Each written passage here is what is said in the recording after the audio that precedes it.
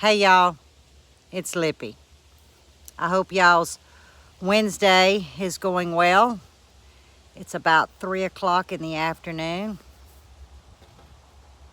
It means it's coffee break time. I'm sitting in my garden. I guess we could do a little garden tour. But I came here because this is my peace. This what I do have growing surrounds me and it comforts me. So today about noon, actually at 11:55, I went to our post office, which is not far from the house, to send off 2 packages. And it's a small postal. And as I was pulling in, there was a vehicle to the far left of me. There's only 5 parking spaces. I was proceeding to the one that was right at the door. And this truck had his reverse lights on, had not moved. It was just there. So as I'm pulling into my parking spot, I'm about halfway in. And I drive a large SUV. So you can imagine I'm halfway in. And then I see the gentleman back up. I'm not thinking anything about it, but it caught my peripheral. Then I see him go forward. I said, well, maybe he's trying to go back and park. No, because he turned. And when he turned, he was headed horizontal. And when I threw my vehicle in reverse, I was not fast enough. He hit me. So I had to go ahead and take my foot off the brake and back up just enough. And he stopped. I put my vehicle in park. I was rattled. It was like this really didn't happen. But it did.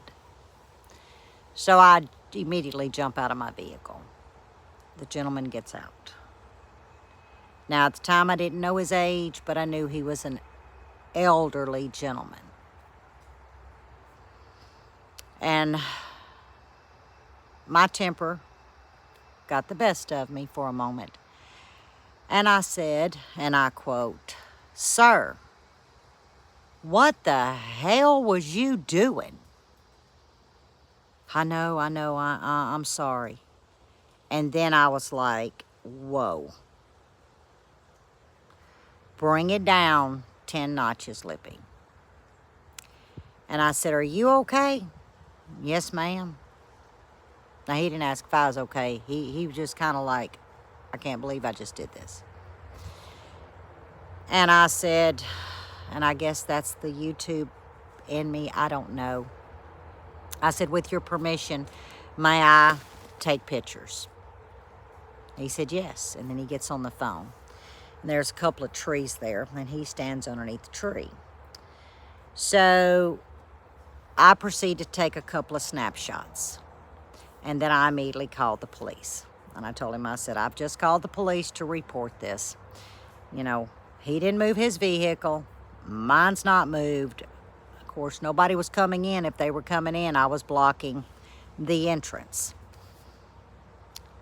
And the police showed up. Well, before they showed up, I went ahead and I did a full video.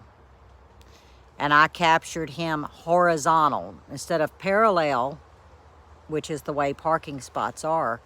He literally turned and went horizontal to the front of the postal office.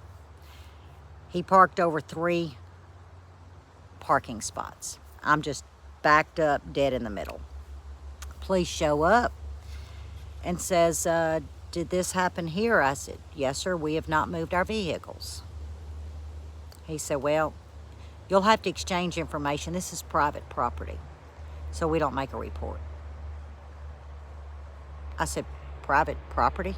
It's the United States Postal Service. Yes, ma'am. 2 years ago, we cannot write a police report on private property. Of course, at the time, I let that go for a minute. I was like, well, wait a minute. I said, okay. So he leaves, and the man's just standing there. I said, sir, I brought him over. I said, do you have your insurance and your driver's license? Yes, ma'am. He was very nice, as I was to him.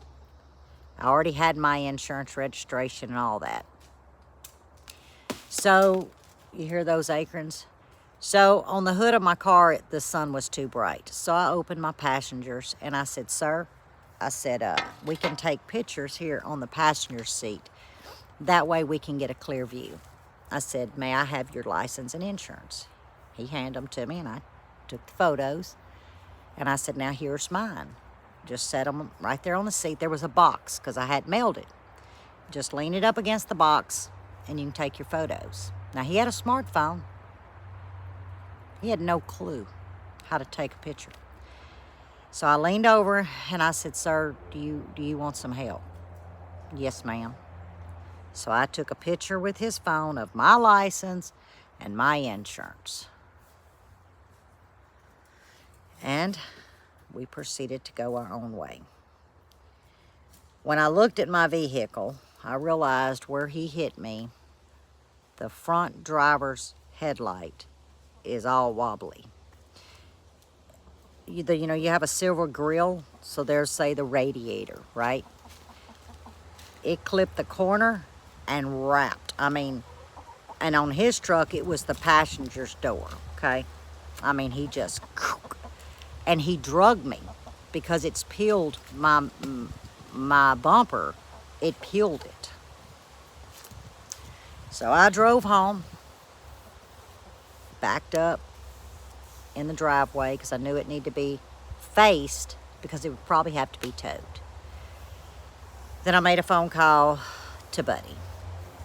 And of course, you know, I'm okay. The gentleman's okay. My feelings are not. And I get on the phone with my insurance company.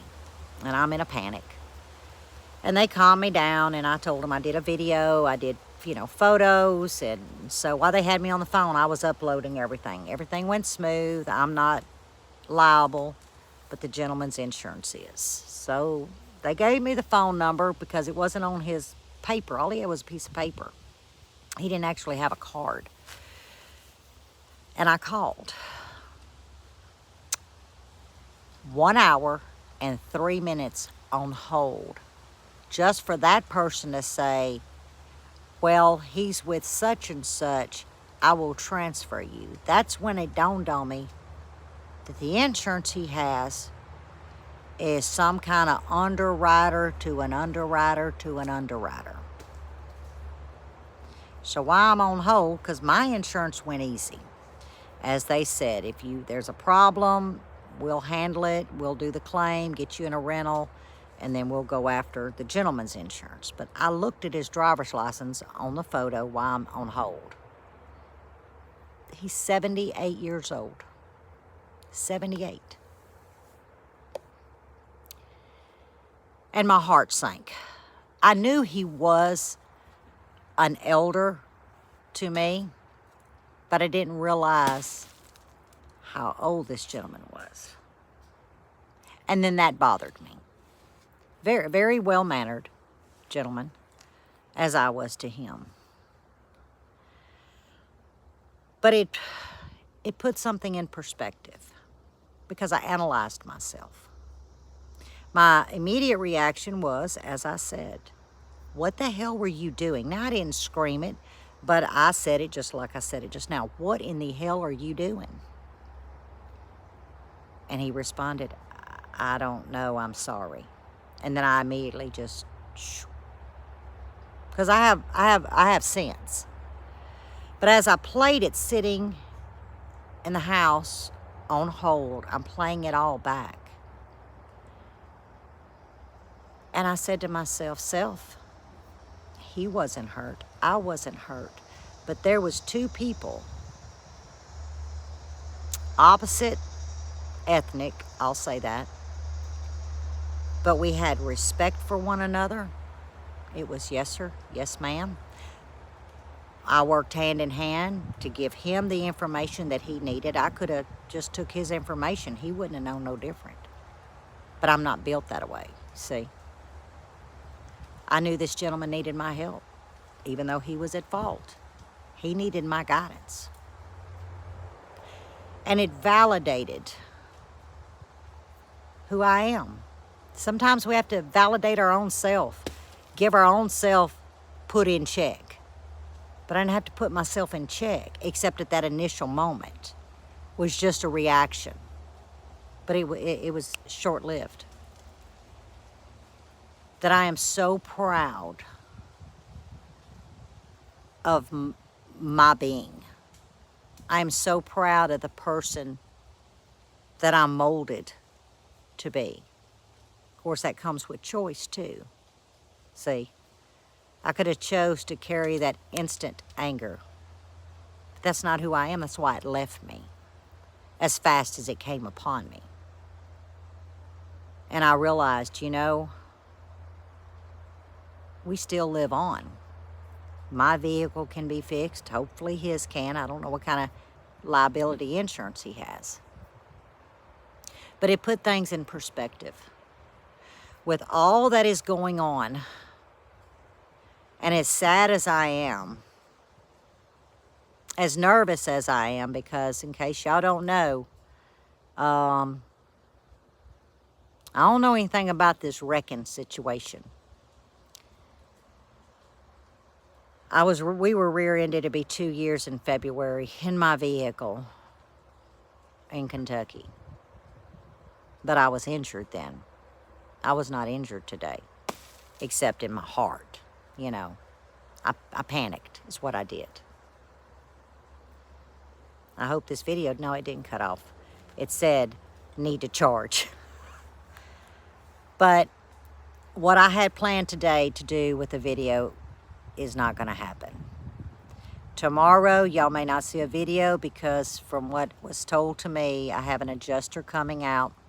There will be a tow truck to tow my vehicle to the repair body shop. So I've got to get with Buddy of who he wants me to send it to. Then I have to go and pick up a rental car. I don't know if that's going to happen the way the gentleman said that would happen tomorrow afternoon. I'm not really sure. So there's not probably going to be anything tomorrow. And of course, we'll do our live Friday. And so I needed to tell y'all, if I didn't just want to just stay blank, but I needed to share that this is what happened. But I took away something.